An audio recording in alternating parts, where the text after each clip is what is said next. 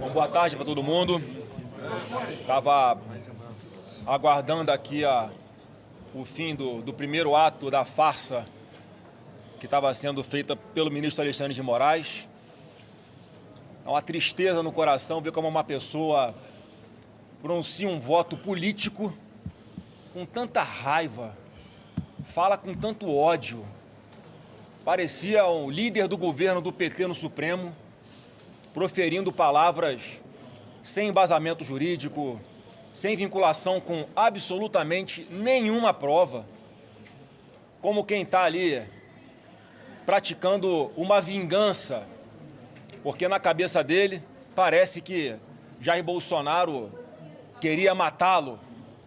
É o que ele é acusado, é o que Alexandre de Moraes acusa Bolsonaro, uma das acusações, né? Como se tivesse alguma participação no tal plano verde-amarelo, punhal verde-amarelo. Então a ficção desse plano punhal verde-amarelo é na mesma proporção da ficção desse voto de Alexandre de Moraes.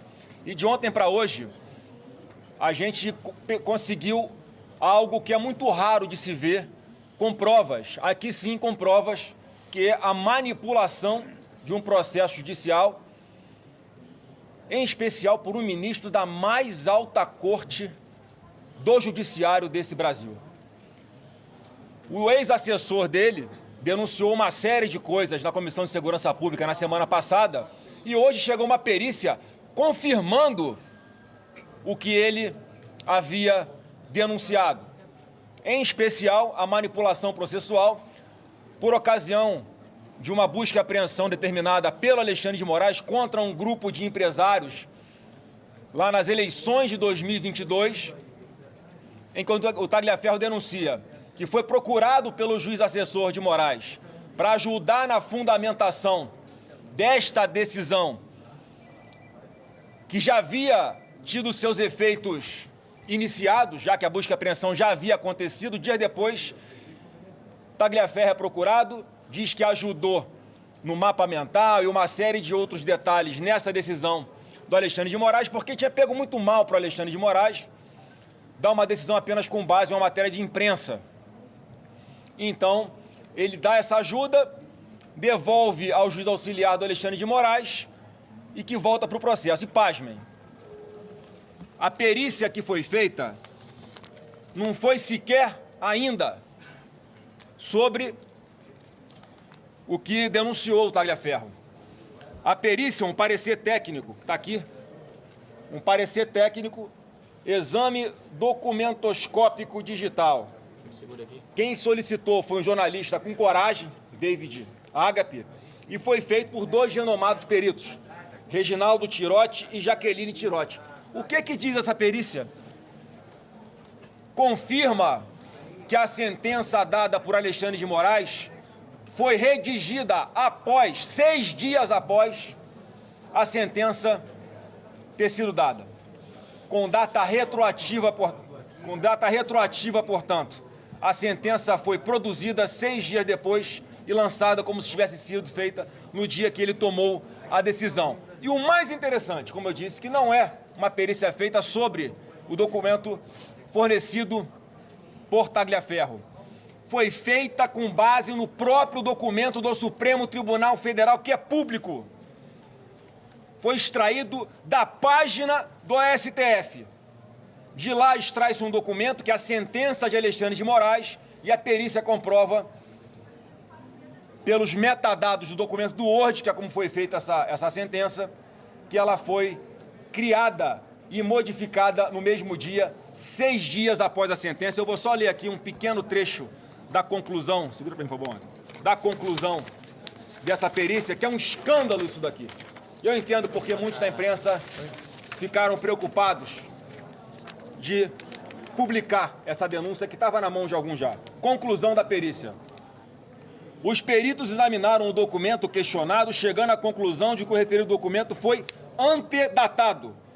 A data declarada, 19 de agosto de 2022, que é a data onde ele deu a ordem para a realização da operação sobre o grupo de empresários, diverge da data técnica de compilação ou seja, de concepção, de nascimento desse documento, que foi em 29 de agosto de 2022. E não apresenta assinatura digital, porque quem faz esse documento é o delegado chamado Fábio Schor, e que ele não assina digitalmente, sem validade nenhuma legal a assinatura dele, e conclui aqui o parecer. Não apresenta assinatura digital, apenas um transplante de assinaturas, não sendo possível lhe atribuir a autoria inequívoca. Um parecer técnico que nem precisava, né? Vocês vão se lembrar daquela operação spoofing, que foi deflagrada em função da então Vaza Jato, em que as provas que foram extraídas ilegalmente de alguns celulares foram validadas juridicamente na sequência para poder colocar o Lula aonde ele está hoje. Portanto, nem precisava de perícia, mas nós estamos tendo cuidado de fazer essa perícia. O que vai ser feito a partir de agora? Nós vamos oficiar todos os ministros do Supremo Tribunal Federal para que tomem ciência dessa grave denúncia de uma fraude processual feita por um membro do Supremo Tribunal Federal, solicitando que seja aberta uma investigação e que seja suspenso esse julgamento que está em andamento até que essa investigação seja concluída pelo bem da democracia. Bem, eu queria falar, gente, antes das perguntas, alguns aqui vão falar, até por conta do envolvimento do Schor, alguns vão usar a palavra antes que vocês façam as perguntas.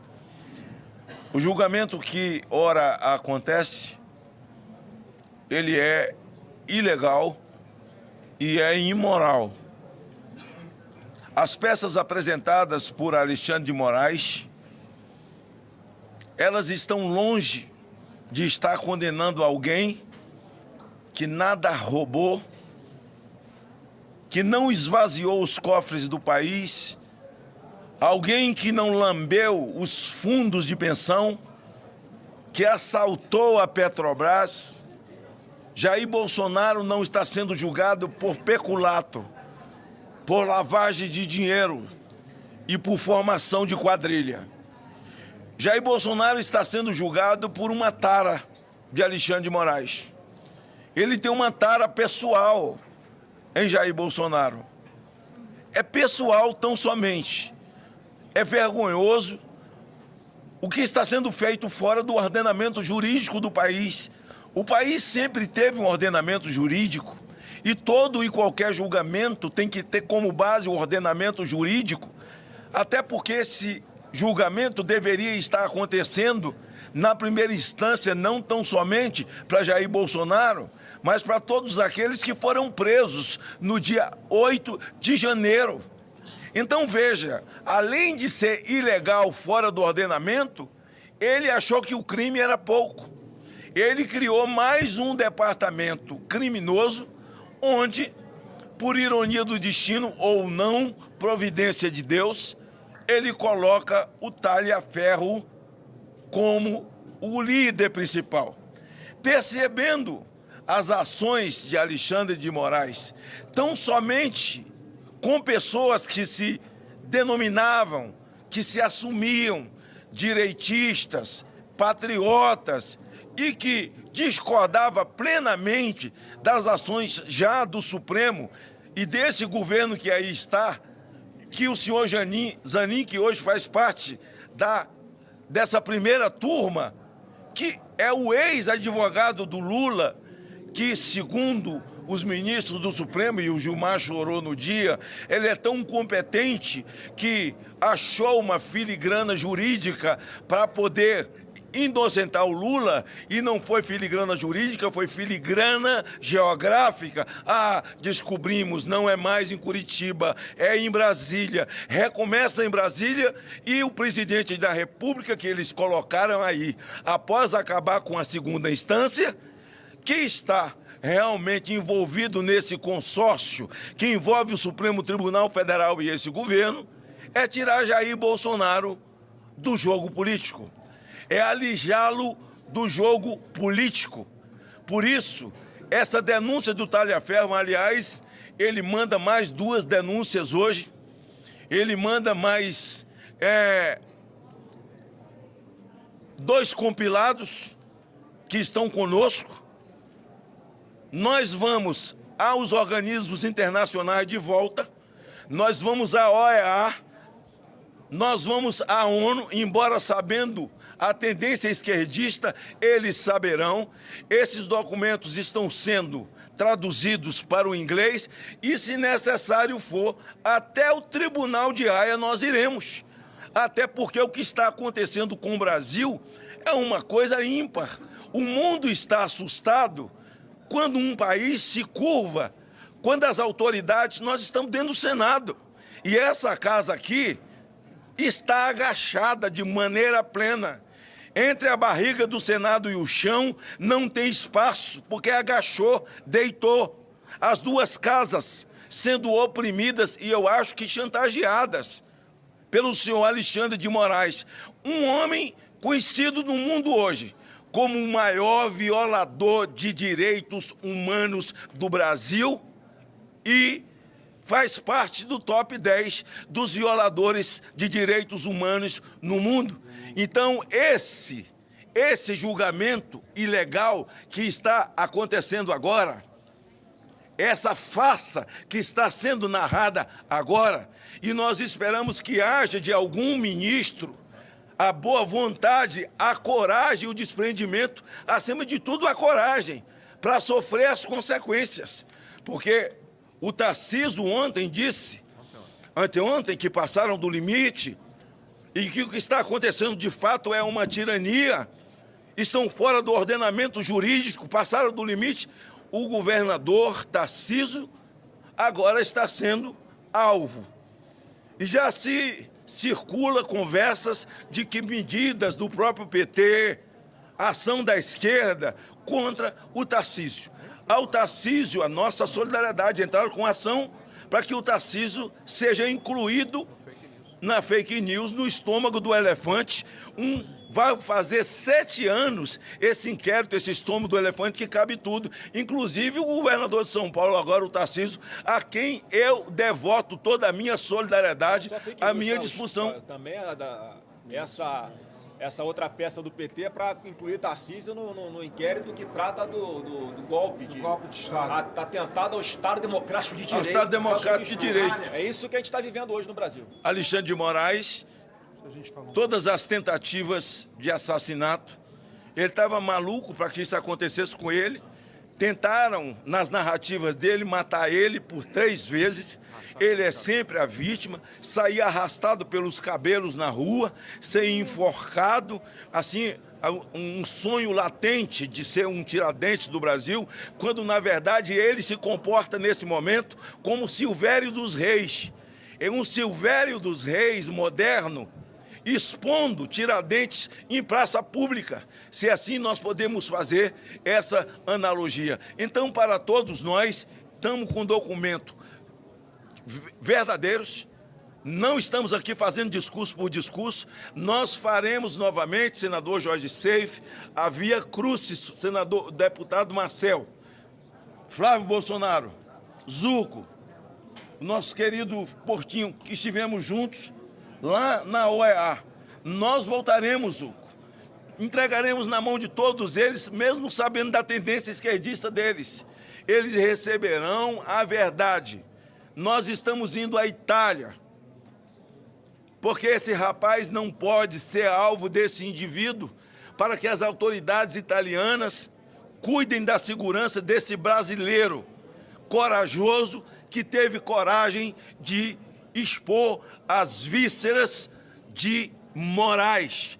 Moraes está nu em praça pública.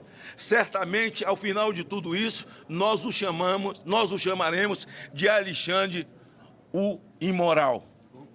Senhoras e senhores, boa tarde a todos. Entendam bem, o assessor direto de Alexandre de Moraes, nós não estamos falando do quê? Um vizinho, ouviram falar, um primo, não. O cara estava subordinado a Alexandre de Moraes. Tem denunciado alguns veículos de imprensa internacionais sem repercussão no Brasil, até que nós conseguimos conversar e convencê-lo a participar de uma audiência na Comissão de Segurança Pública presidida pelo senador Flávio Bolsonaro. E vocês que acompanharam aquela audiência, quem tem o mínimo de sensibilidade e quem tem o mínimo de memória para lembrar o que anulou a Lava Jato no Brasil, vai saber que o relacionamento espúrio, baixo, ilegal, irregular de Alexandre de Moraes com a Procuradoria-Geral da República, com a Polícia Federal, com o Tribunal Superior Eleitoral e com membros do Supremo Tribunal Federal, naturalmente tem que ser afastado esse juiz fake que é Alexandre de Moraes. Ele é um cometedor de crimes, não pode estar na nossa Corte Suprema. Ele precisa ser investigado por esse Senado Federal, que, de acordo com a Constituição, é a única casa para equilibrar pesos e contrapesos. Ele hoje faz o que quer. Ele hoje ameaça parlamentares na cara dura. E todos aqui sabem do que eu estou falando, inclusive vocês da imprensa. Então não dá mais. Depois que essa história veio à tona, vocês lembram que, porque Sérgio Moro falava com Dallagnol, eles cancelaram todos os bons serviços e êxitos da Lava Jato. Nós temos um escândalo agora de muito maiores proporções. O nosso procurador da República, uma instituição que era para defender todo brasileiro, infelizmente virou um lacaio. E ele terá que passar por essa casa para ser reconduzido. E eu espero que todos os senadores, de direita, de esquerda, de centro, entendam que hoje a Procuradoria-Geral da República está contaminada, porque não há independência. Assim, uma relação de subserviência e obediência ao Supremo Tribunal Federal, representado pelo tirano, pelo ditador, pelo violador de direitos humanos, Alexandre de Moraes. Eu só queria falar para vocês, hoje pela manhã, eu me fiz presente no julgamento. Eu gostaria muito que a imprensa analisasse as expressões faciais. Olha onde chegamos.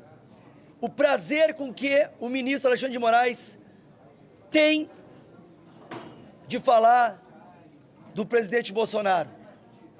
Não só como líder de organização criminosa, mas por vários foram os momentos que ele buscava esconder o seu ânimo em buscar em 70 terabytes. Gravem esse número, porque foi um dos motivos em que todos os advogados da defesa pediram mais tempo. E eu peço a todos vocês, órgãos de imprensa, que conversem com seus advogados e perguntem se havia um tempo hábil para se analisar 70 terabytes de material. Foi feito, inclusive, uma análise por um dos advogados de defesa, mesmo com a melhor inteligência artificial, aquela paga, premium, demorariam meses e meses para se confrontar os dados. Então, o que está sendo dito aqui, além da vaza-toga grave, é este processo que não respeitou o devido processo legal e a ampla defesa. Deixa eu só me falar aqui que ele tem o autor do requerimento de CPI. Só quero... Fala aqui na frente. No microfone a mim. Só quero complementar o que nós ouvimos aqui sobre a investigação sobre o âmbito mais perverso, a coisa mais obscura do ponto de vista de direito, que foi esta investigação. Nós tivemos na semana passada o trailer na Comissão de Segurança Pública. Hoje, como lembrou aqui o senador Magno Malta, mais 2 fatos foram trazidos. Quero deixar aqui claro o seguinte: o nosso empenho é para que a CPI da vaza-toga seja numerada pelo presidente, que ainda não foi, protocolada e de acordo com a Constituição instituída, para que seja feita a apuração dessa barbaridade jurídica que o Brasil está contemplando agora nos seus resultados, nesta sessão de julgamento na primeira turma do Supremo, mas que na CPI certamente será completamente esclarecida. Muito obrigado. Muito boa tarde a todos. Eu queria iniciar dizendo que o golpe no Brasil de fato foi dado, mas foi dado pelo Supremo Tribunal Federal. Foi dado em diferentes fases, mas iniciado de fato com o inquérito das fake news em abril de 2019. Uma série de fases consolidaram esse golpe de Estado em que uma corte, a pretexto de defender a Constituição e a pretexto de julgar e condenar quem tentou atentar contra a Constituição nas suas narrativas, todos os dias ataca, agride, rasga, desconsidera a própria Constituição da República Federativa do Brasil. E nesse momento eu falo aqui não apenas como líder do Novo, mas como parlamentar também, vítima, como tantos outros, dos abusos de autoridade, das perseguições do judiciário brasileiro, em particular do Supremo Tribunal Federal, até para que se excetuem todos os membros do Poder Judiciário dignos e que merecem o nosso respeito, e perseguido também pelo governo Lula.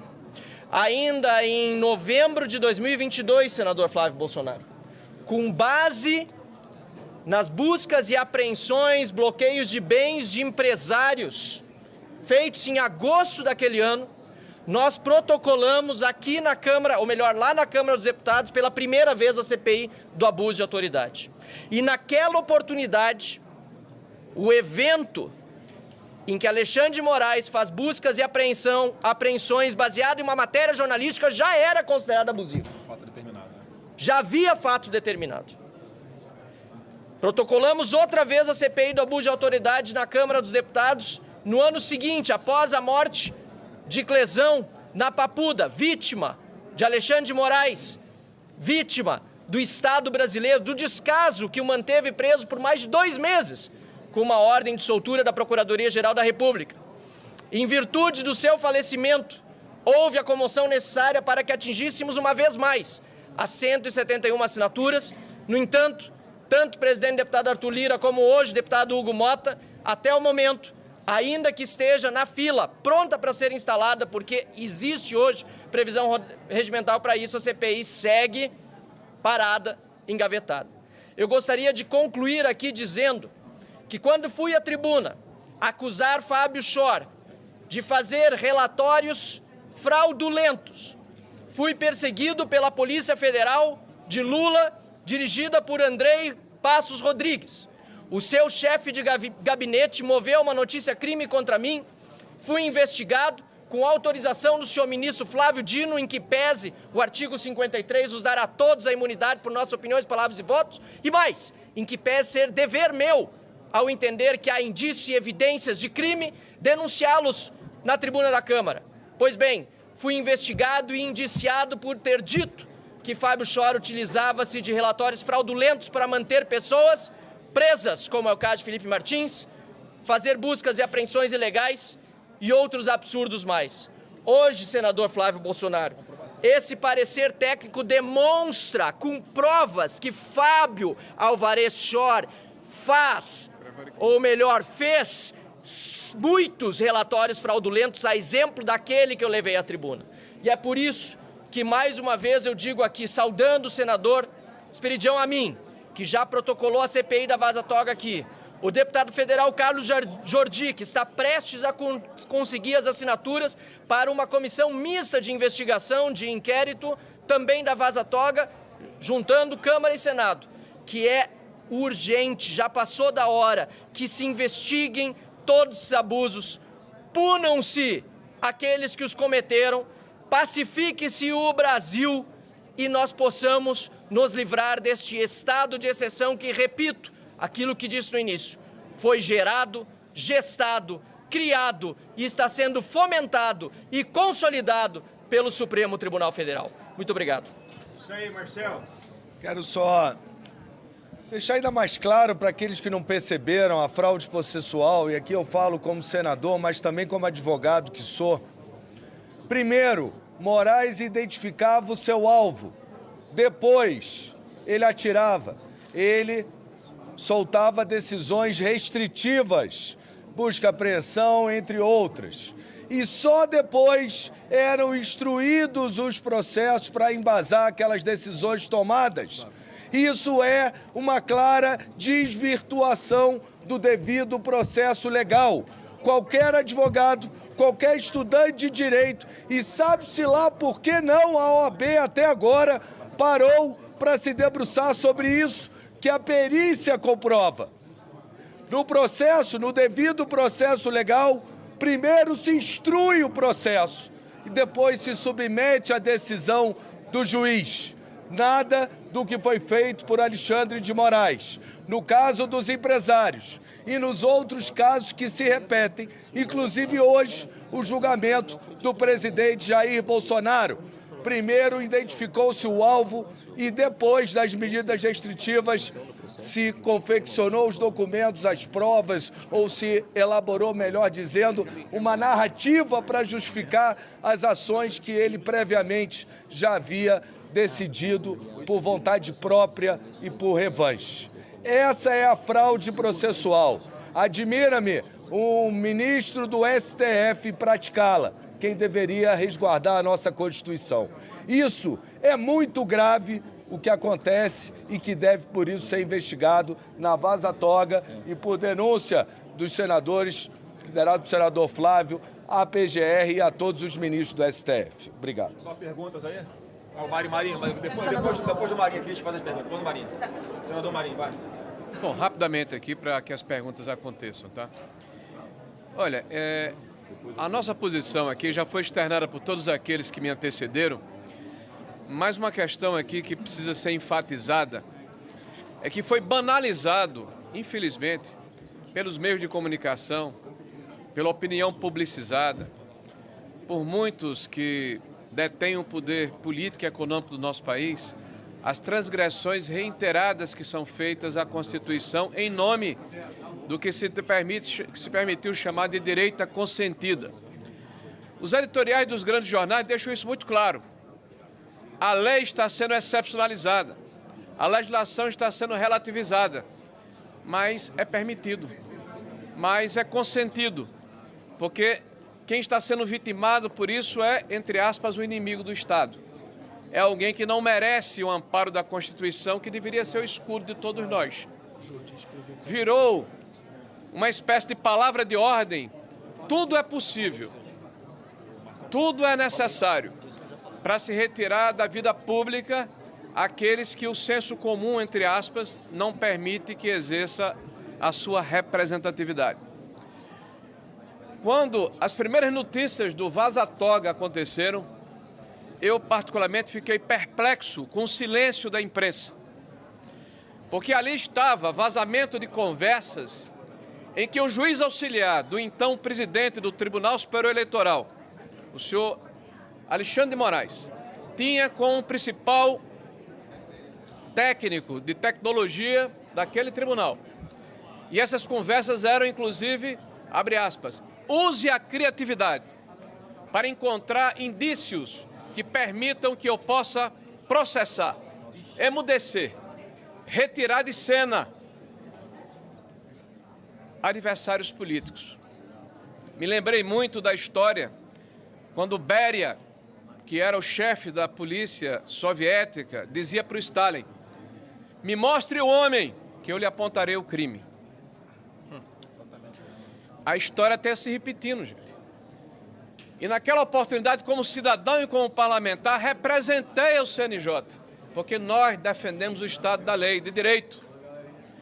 O Estado de Direito que deve proteger a todos nós, não apenas aos amigos da lei ou da conveniência do momento. E recebi, como resposta do CNJ, que aquelas eram conversas normais e republicanas que aconteciam entre auxiliares daquele poder, o CNJ. Depois, as novas notícias do Lava Toga.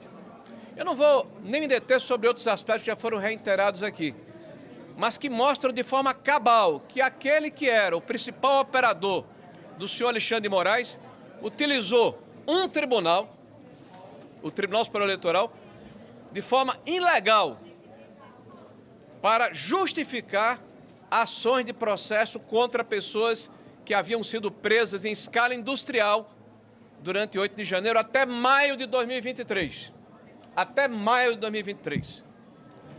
Essa utilização ilegal do nosso aparelho judicial para imputar crimes a quem não os cometeu e, sobretudo, rotular pessoas como se fossem criminosos, porque a partir de 2018, de alguma forma, haviam feito alguma crítica ao atual presidente da República e ao seu partido, ou haviam tido a ousadia de questionar o sistema eleitoral, esses eram imputados numa certidão como positiva e deveriam ficar presos nas audiências de custódia que passaram a ser mera formalidade, até porque esses juízes eram impedidos de ter a livre-arbítrio, de decidirem em função do que estavam assistindo, dos depoimentos que estavam tomando.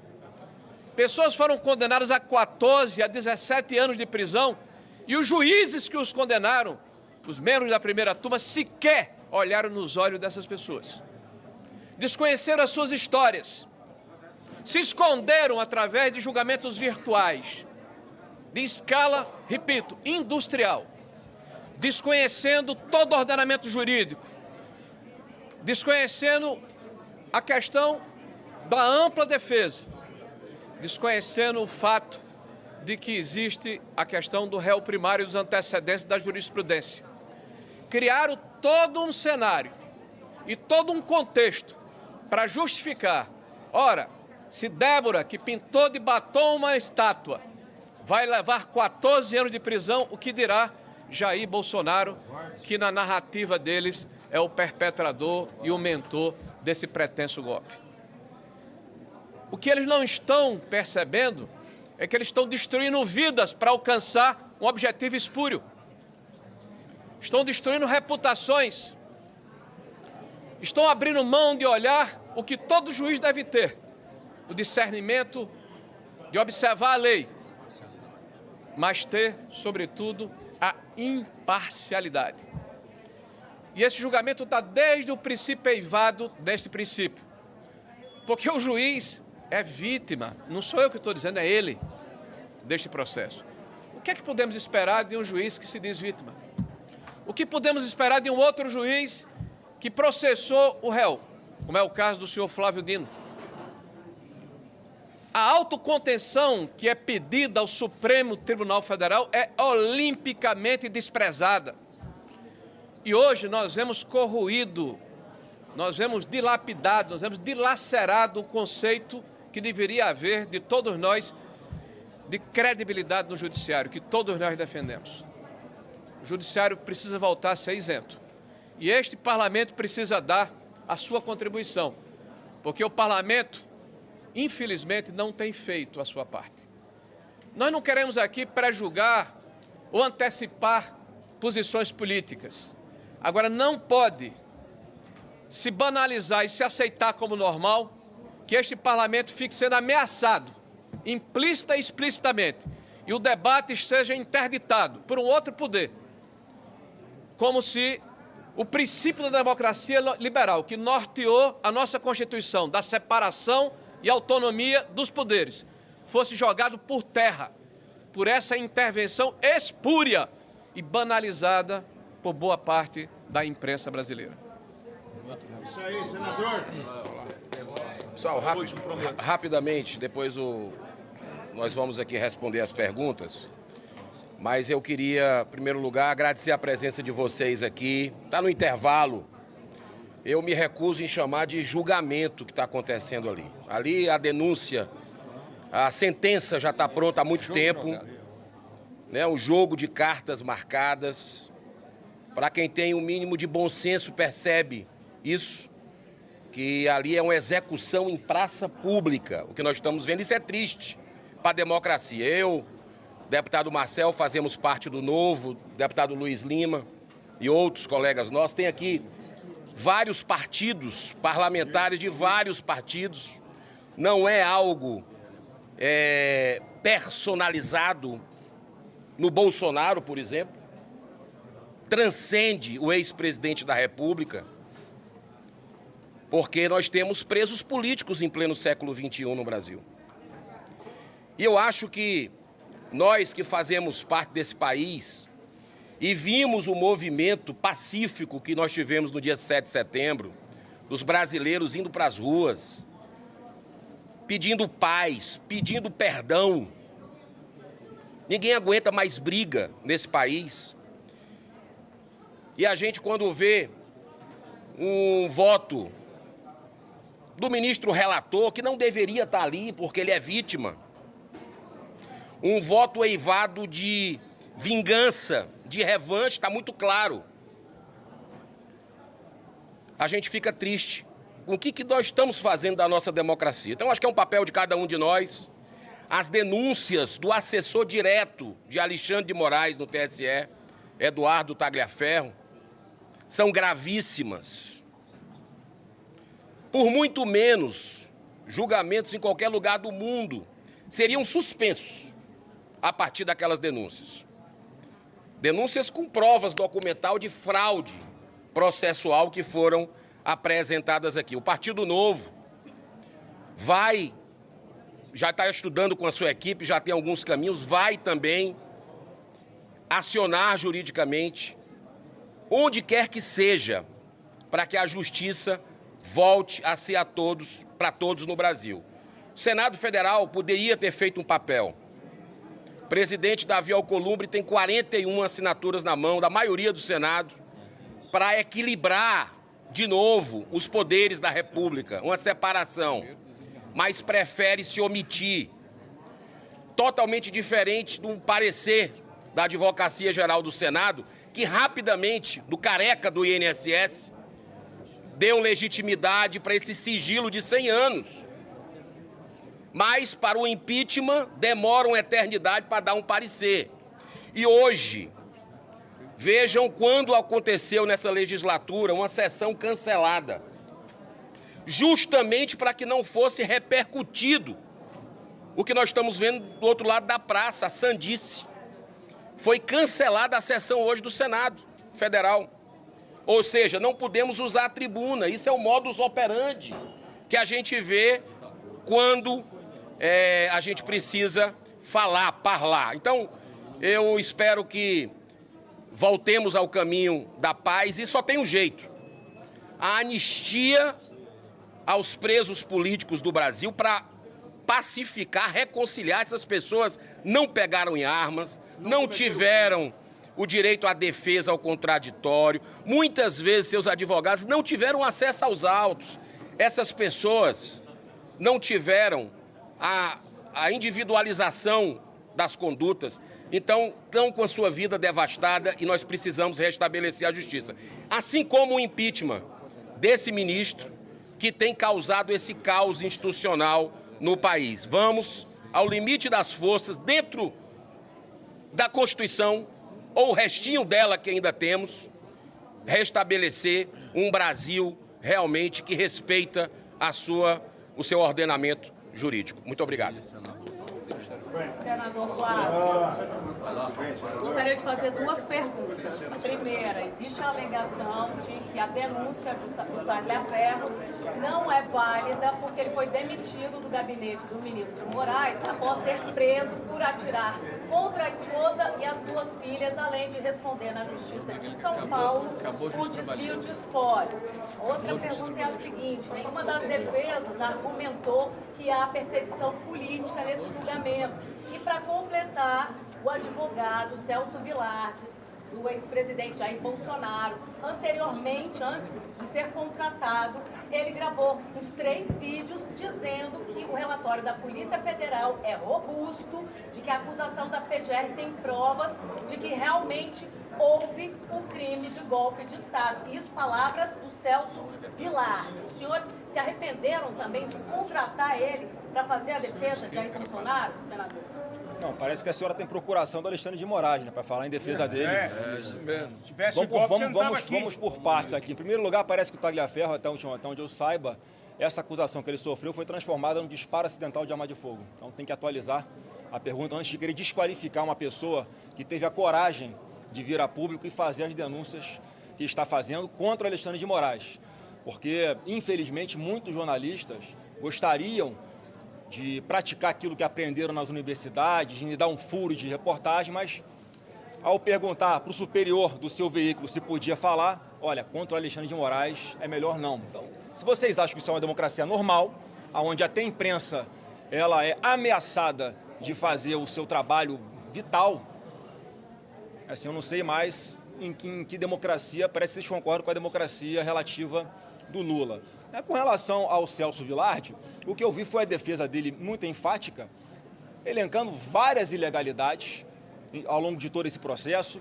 Inclusive foi um dos que falou que teve apenas 15 dias para analisar os 70 gigabytes, de terabytes que tinha de informações sobre diversas coisas que aconteceram no processo. Só para que todos entendam como é que a defesa é cerceada. O Alexandre de Moraes fala, nós demos acesso às provas. Mentira.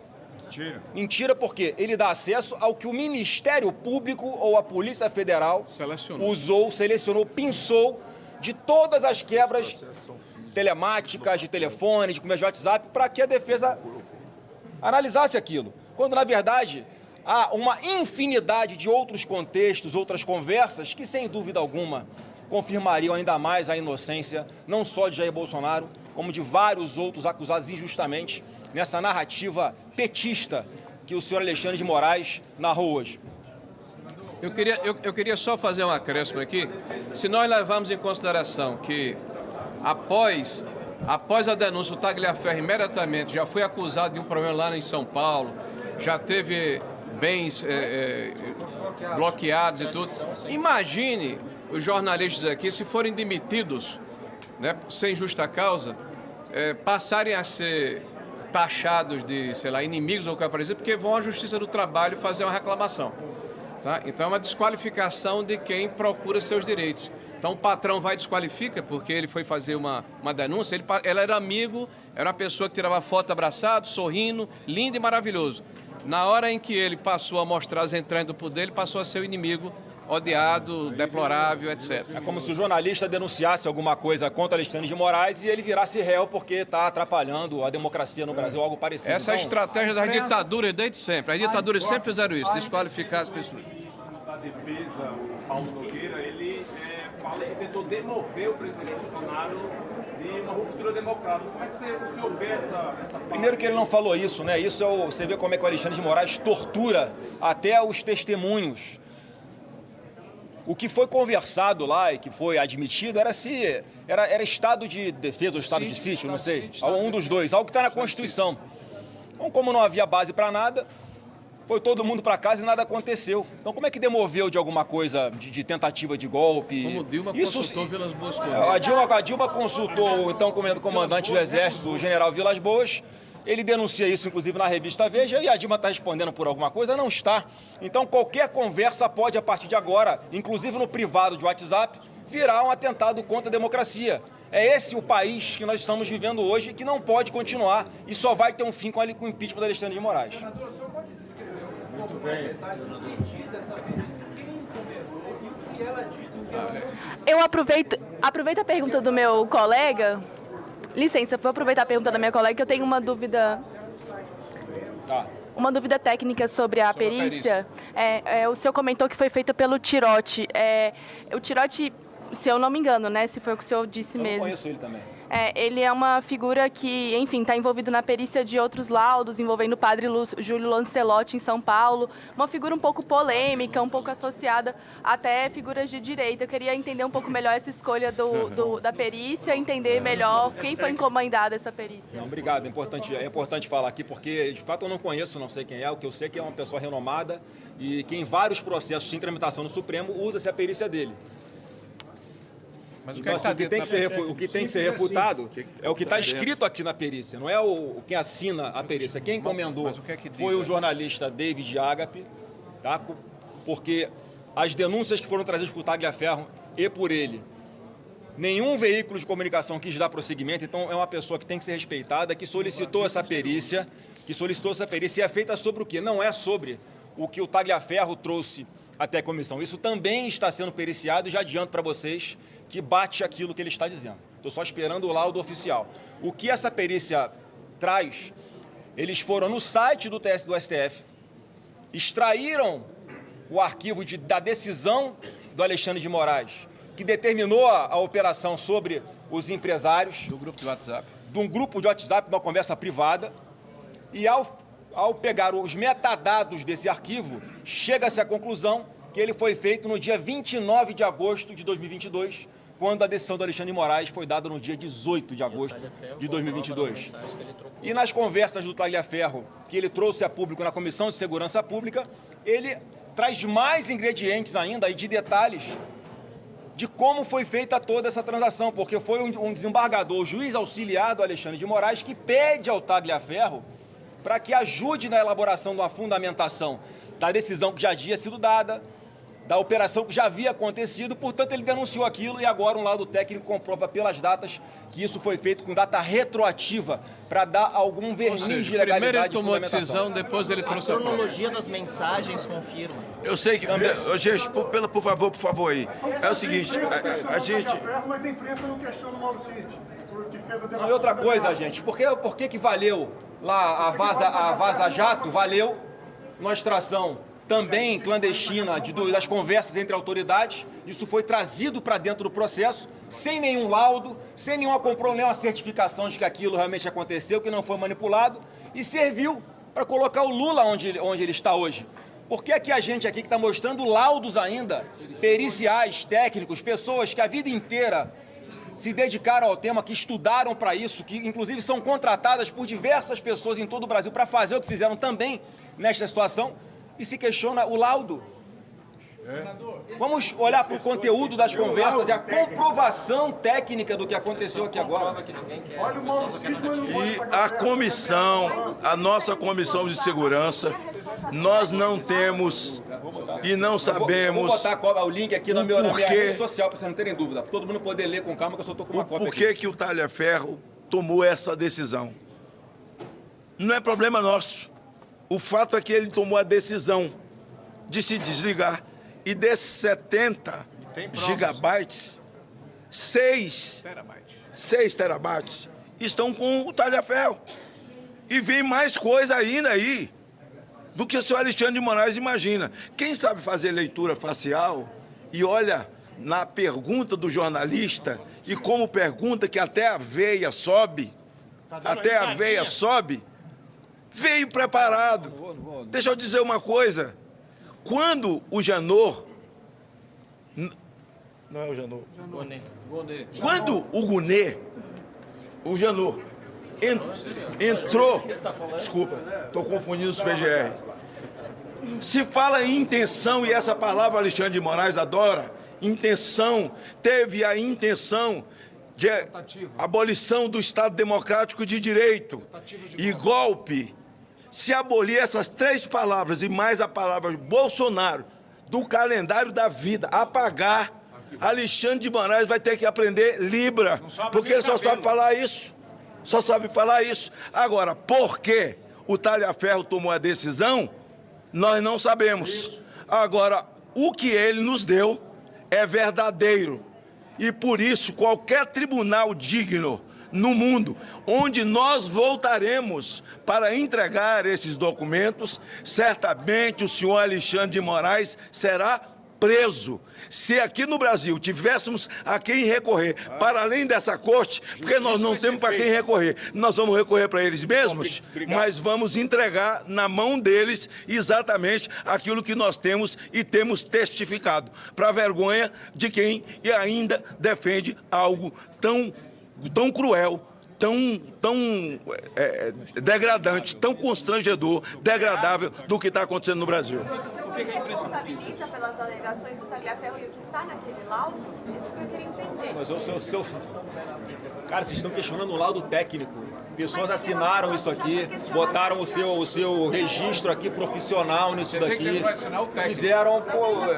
Ele vai botar no link dele. Eu sei que a gente não tem mais imunidade parlamentar para falar alguma coisa, a gente tem sigilo das nossas fontes, como vocês, jornalistas, também têm, e ainda assim a gente está aqui. Se alguém quer ler o laudo, que ninguém me pediu para ler o laudo, impressionante. Flávio, eu tenho uma dúvida, que não tem a ver com isso. Eu vou botar na rede social aí, já que como é algo que vai contra, né, o que estão fazendo aí com o Bolsonaro, parece que ninguém se interessa muito. Mas, de qualquer forma, eu vou colocar nas redes sociais o link para que vocês possam ler. Aí questionem os técnicos que escreveram. Eu acho que ninguém ia fazer um trabalho de brincadeira, ia deixar a seriedade de lado, o seu profissionalismo de lado com uma coisa tão séria como essa. E mais, tiveram coragem, mais uma vez, de colocar os seus nomes aqui. Porque até a imprensa ficou com medo, mesmo com a imunidade que tem do sigilo da fonte. Eles estão fazendo o trabalho deles. As informações trazidas por Tagliaferro são verdadeiras. É um cara que está fora do Brasil, longe da sua família, com medo de ser morto, preocupado com a sua família aqui, e que mesmo assim tomou a decisão de denunciar tudo que ele está denunciando. Então cabe a nós aqui, a nossa obrigação mínima é dar o mínimo de amparo para essa pessoa e para sua família e dar aqui a credibilidade para o que ele falou, porque está comprovado, não só com esse laudo, mas com a cronologia de todas as mensagens de WhatsApp que ele trouxe na Comissão de Segurança Pública. Portanto, Alexandre de Moraes cometeu fraude processual e outros crimes que nós também vamos trazer à tona após uma perícia oficial, mesmo que isso não seja necessário, porque a própria operação em cima dos empresários que conversavam no WhatsApp foi feita com base em uma matéria de jornal. Portanto, com base em uma matéria de jornal, se a PF fosse isenta, era para ter instaurado uma investigação também sobre o que foi denunciado. Mas não acontece, porque claramente hoje a Polícia Federal, pelo menos uma parte dela, esse grupo especial do Lula dentro da PF, que está subordinado ao Alexandre de Moraes, eles apenas fazem investigações contra quem é de direita ou contra Bolsonaro. Se eles dedicassem 10% do tempo que eles dedicam para fazer toda essa sacanagem que fazem em cima de nós, para investigar quem foi que mandou o Adélio dar uma facada em Jair Bolsonaro, já teriam chegado no mandante. Mas aí parece que não interessa. Obrigado, gente.